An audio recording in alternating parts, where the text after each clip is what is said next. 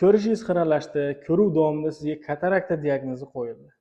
Katarakta operatsiyasini cho'zish uni asoratlarini ta'minlaydi xolos. Ya'ni yangi katarakta yumshoq va kapsulasiga yopishmagan bo'ladi. Uni bartaraf qilish osonroq. Uni vaqt o'tib cho'zib yuborsangiz, u qattiqlashadi va kapsulasiga yopishib qoladi. Bir qancha noqulayliklar keltirib chiqaradi.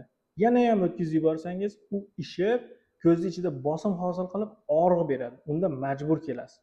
Lekin 100% olishi mumkin bo'lgan natijani endi siz 20-30% ga tushirib keldingiz.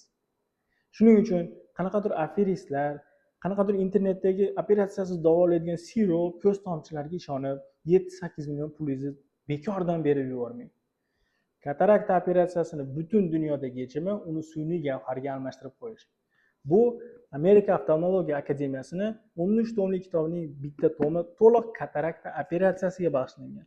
Bunda qanaqadir o't o'lan dori emas, to'g'ri operatsiya qilish o'rgatilgan Amerikadagi oftalmologlar uchun. Bu Yevropaning eng kuchli, butun dunyodagi eng kuchli Oxford oliygohining ko'z shifoxonasi professorining yozgan kitobi.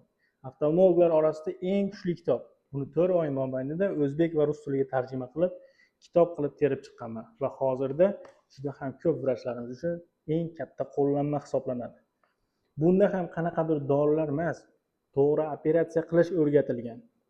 Shuning uchun sog'ligingizni va vaqtingizni bekorga yo'qotmang.